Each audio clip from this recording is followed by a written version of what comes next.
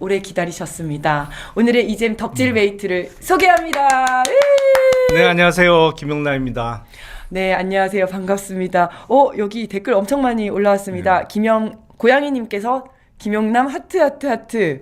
녹두 장군님 탈북자 모임 이렇게 하셨는데 이 탈북자 모임 약간 설명을 드려야 될 것 같아요. 네. 설명 한 번만 해주시죠.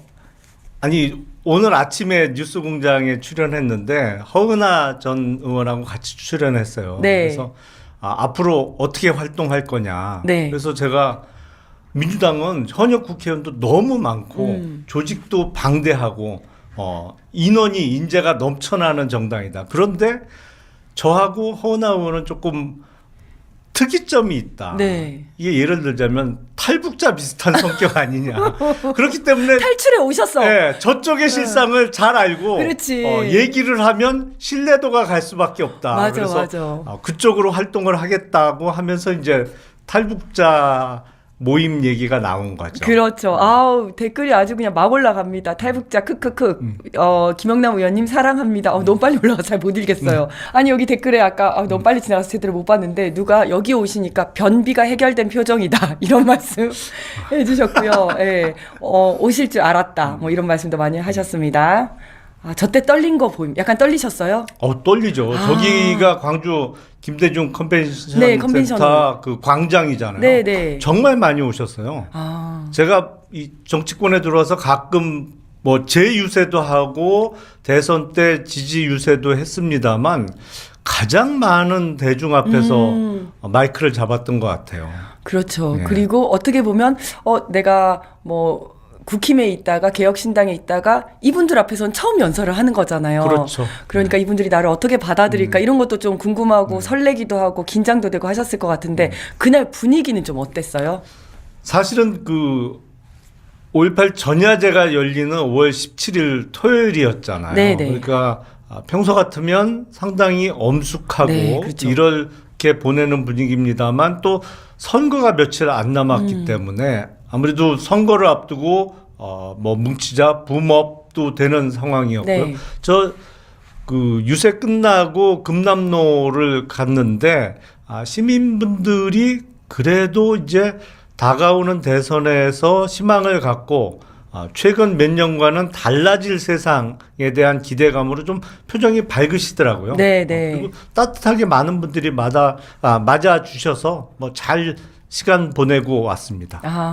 민주당 당원분들께서 의원님한테 막 환호하고 막 이런 거 보니까 좀 기분이 어떠셨어요? 아니 그리고 제 인지도가 꽤 높던데요. 엄청 높죠. 엄청 높죠. 예. 깜짝 놀랐어요. 네, 저도. 네. 네. 민주당 당원들은 뭐 뉴스공장이나 매불쇼나 아니면 뭐 이런 이렇게 방송들을 많이 보는데 거기서 항상 나오시니까. 확실히 정치 고관여층이 많이 계신 것 같아요. 네, 맞아요. 광주 네, 쪽은 확실히 많이 계세요. 네. 그리고 현재 진행되고 있는 상황도 정확하게 알고 계시더라고요. 보니까.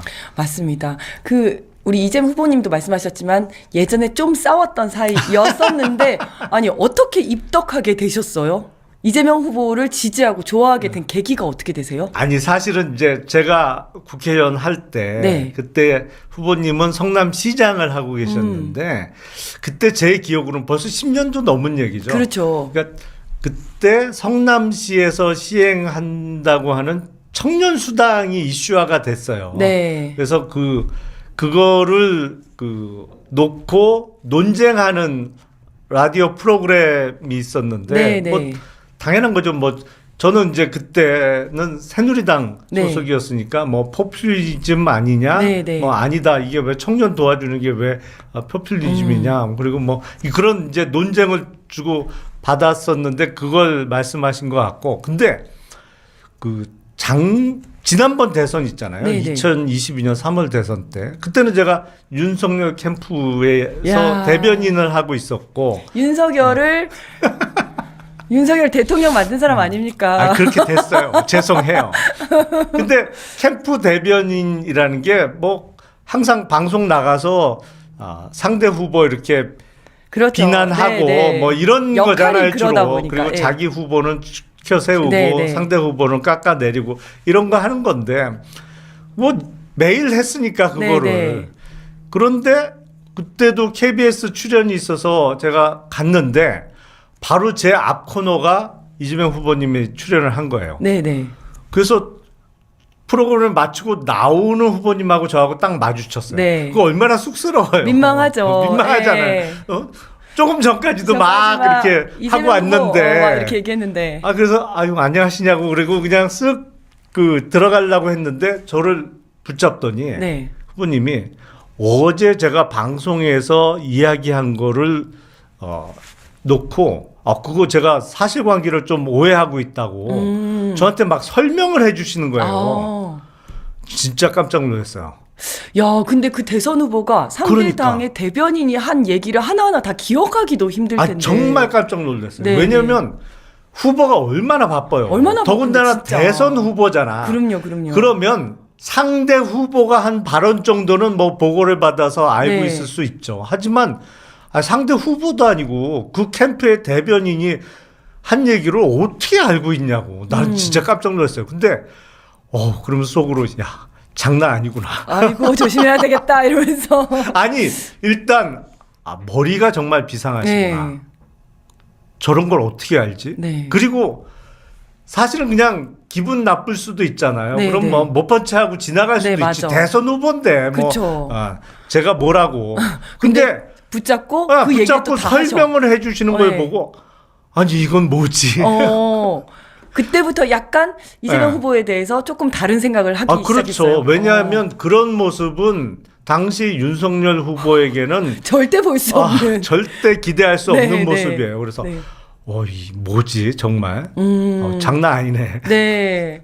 그러면 진짜 놀랐어요 그때. 네. 이번에 이렇게 그래도 지지 선언하고 이제 또 이렇게 입당도 하게 되는 데까지는 그래도 좀 고민을 하셨을 것 같은데. 그럼요. 직접적인 계기가 뭐 있으실까요? 제일 큰 고민은 사실은 제가 1년 6개월 전에 국민의힘을 탈당을 해서 나왔는데 물론 중간에 개혁신당을 잠깐 거쳤습니다만 또 당적을 옮긴다는 게 너무 부담스러운 거죠. 네, 이제 네. 어떻게 비춰질지가 가장 고민이고 그렇다고 뭐 계속 있을 수는 없는 상황이고 네. 왜냐하면 국민의힘은 뭐 아예 완전히 아니고. 망가졌고 네. 개혁신당은 국힘이 잘못되고 여기에 계속 있을 수 없다고 해서 의기투합한 사람들이 모여서 만든 그렇죠. 새롭지만 작은 정당인데 돌아가는 게 이게 국힘 못지 않은 거예요 이게. 그렇죠. 예. 그래서 여기 장난 아니다 여기도 네. 진짜 그냥 못 젊은 있겠다. 국힘. 또 하나의 국힘. 그냥 젊은 꼰대예요. 예, 맞아. 예. 못 있겠다 여기도. 네. 근데 또 옮기자니 그거 자체가 부담스러운 거죠. 맞아. 그래서 그럴 수 있겠다. 그냥 정치판을 떠나나? 뭐 이런 생각도 했는데 근데 돌아가는 거 보니까 그래도 사실은 그때 이재명 후보께서 계속 중도 보수 확장 네. 얘기를 하셨거든요. 그래서 그래도 정당다운 정당 그리고 정말 뭐랄까요 가치를 지키는 가치를 유지하는 정당에서 한번 일을 해보자. 그리고 지금 민주당에 계신 분들이 따뜻하게 계속 권유도 해주셨고 민주당 절대 뭐랄까요 다르다. 네. 국민의힘이나 다른 정당과는 다르다. 그래서 제가 정말 그런 말씀도 드렸어요. 낯설고 물서른 데 가서 제가 잘할 수 있을까요? 그랬더니 50 넘어서 가서 잘 적응할 수 있을까요? 그랬더니 걱정하지 말라고. 그럼요. 따뜻한 곳입니다. 예. 네. 그래서 이제 용기를 얻어서 이렇게 네. 입당을 하게 됐고 또 이재명 후보에 대해서는 제가 솔직히 그 전에 오해하고 있었던 네, 측면이 분명히 있구나. 네. 그래서 3년 전에 그 사건을 말씀드립니다만 정말 잘못 알고 있었구나. 아니 그리고 보통의 정치인이라면 저런 태도가 나올 수가 없어요. 네. 아니 상대 후보 캠프의 대변인이 대변인이면 뭐라고 쳐다보지도 않고 그냥 지나가죠. 그럼요. 그냥 네. 하고 쓱 보고 한번 지나가는 정도지. 정말 다들. 대선 후보 아시겠지만 15분, 10분 단위로 다 그 일정이 다 그럼요. 쪼개져 네. 있잖아요. 누구랑 3분 통하고 누구랑 5분 통하고 네. 이게 다 정해져 있는데 가다가 그냥 우연히 마주친 남의 당 대변인을 만나서 그거를 설명할 정도로 어떤 진정성이라든지 뭐 진심이 있는 그런 정치인들이 별로 없죠. 그렇죠. 네. 되게 궁금한 점이 많으신 것 같은데, 예, 일단 이잼 세계로 가고 싶다님께서 맥반석 계란 같은 물광 피부 비결이 뭐냐고 물으셨습니다. 그래요? 네. 아니 그건 뭐 변비가 해결되어서 민주당에 오셔서 변비가 해결되셨습니다. 물광 피부가 되셨습니다. 그리고 또 김민수님께서는 질문 있습니다. 김용남 의원님은 법 전공이신데 경제에 더 박학하신 것 같더라고요. 앞으로도 경제 관련 정책을 연구하실 건가요? 라고 하셨어요. 그거는 뭐 제가 계속 공부도 하고 있고 사실은 우리나라 주식시장과 관련해서는 이게 우리나라 주식시장은 참 문제가 많아요. 네. 왜냐하면 우리나라 소위 박스피라고 하잖아요. 항상 거기서 왔다 갔다 하고 박스권에 오랜 기간 갇혀 있는 상황인데 우리나라에 좋은 기업이 없는 게 아닙니다. 네. 좋은 주식이 드문 거죠. 좋은 회사는 많아요. 네. 근데 그 회사의 주식이 별로 안 좋은 주식이에요. 그 무슨 얘기냐면 우리나라에서는 이제 지배구조라고 번역을 많이 해서 이게 오해의 소지가 좀 많은데 거버넌스가 형편없는 거예요. 그러니까 거버넌스면 어떤 의사결정에 이르는 과정 내지는 의사결정이 이루어지는 그 동기 같은 게 아니 모든 주주를 위해서 일을 해야 되는데 모든 주주가 아니고 회장님을 위해서 일을 한단 그렇죠. 말이에요. 경영진들이. 네. 이게 잘못된 거죠. 그러다 그게 보니까 문제죠. 주가가 안 오르고 또 이 지배주주들은 자기 회사 주가 오르는 걸 싫어해요. 싫어합니다. 네. 네, 기본적으로. 왜냐? 아니 자기는 이 주식 못 팔아. 왜냐하면 경영권을 계속 하려면 가져가려면 못 파는 주식인데 파는데. 주가 오르면 상속세만 그렇지, 많아진단 그렇지. 말이에요. 그럴 수가 있겠네요. 대부분 다 싫어해요. 네네. 그러다 보니까 주가가 억눌려 있어요. 그래서 좋은 회사는 많은데 좋은 주식이 없는 거예요. 거네. 근데 이게 장기적으로 보면 바보 같은 짓이에요. 그렇죠. 왜냐하면 자본시장이 발달해야 그리고 주가가 제 가치를 인정받아야 나중에 추가로 자금을 조달할 때 그러니까 뭐 유상증자를 하던 하다못해 채권 발행을 하던 그게 전환사채나 뭐 이런 형태가 되더라도 쉽게 많은 자금을 조달해서 또 투자도 하고 그래야 사업을 더 잘할 수가 있는데 주가가 항상 짓눌려서 낮게 있으니까 추가 자금을 조달할 때 어렵단 말이에요. 그러니까 네. 단기간에 자기가 주식 물려줄 때 상속세, 징역세 조금 낼 생각만 하다가 네. 장기적으로 사업을 더 크게 회사를 더 훌륭하게 만드는 거에는 어려움을 겪고 그렇죠. 있는데 이거는 고쳐야 돼요. 네. 그래서 민주당에서 상법 개정안을 추진했는데 한덕수 권한대행이 거부권 행사해갖고 국힘의 반대로 안 딱 됐죠. 4표 모자라서 폐기됐잖아요. 네, 폐기됐죠. 차기 정부에는 거기부터 시작해야 됩니다. 야, 우리 또 이야기를 들어보니까 경제 또는 주식 이런 쪽에 대해서도 굉장히 많이 아시는데 민주당에 와서 큰 역할 해주시기 바라겠습니다. 종목 찍어달라는 말씀을 하지 마세요. 그런 건 제 전공이 아닙니다. 저는 그거는 아니고 거버넌스 관련해서 조금 노력을 하는 거지 네. 종목 찍는 거 이런 건 잘 못해요. 우리 지금 구독자분께서도 김용남 의원이 인문학에도 해박하고 박학다식 하시더라고요. 주식에 대해서도 많이 아신다. 이제 탈북자 의원이 거의 별명이 될 것 같습니다. 네. 용방불패 응원해요. 용방불패는 저의 그 유튜브 채널 이름입니다. 용방불패. 네. 이재명 묻은 김용남님 격하게 응원합니다. 이런 말씀 많이 하셨습니다. 네. 그리고 제가 또 궁금한 거는 이번에 들어오실 때 여기 민주당에도 검사 출신 의원님들도 많으시고 네. 또 서울대 법대 출신 의원님들도 많으시잖아요. 우리 김용남 의원님이 서울대 법대 출신이십니다. 네. 윤석열 라인이네, 그러면.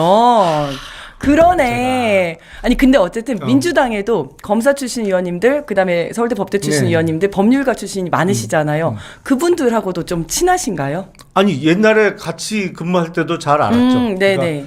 그러니까 박균택 의원님이나 뭐 이런 분들 양분남 의원님 다 검사 출신이잖아요. 네네 그렇죠. 그때도 친하게 잘 지냈었던. 네. 그러면 민주당 입당하실 때 그분들의 역할이 좀 있으셨어요? 누가 제일 열심히 꼬셨어요?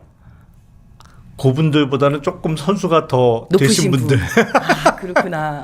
맞아요. 그분들은 다 초선이시니까. 그러셨군요. 그래서 제가 그래갖고 네. 사실은 그 대학도 그렇고 네. 검사 출신도 그렇고 요새 이제 이준석 후보도 그렇고 이게 안 좋은 거에 다 걸쳐 있어요. 그래서 네. 누가 또 저한테 지어준 별명이 포레스트 용남이야.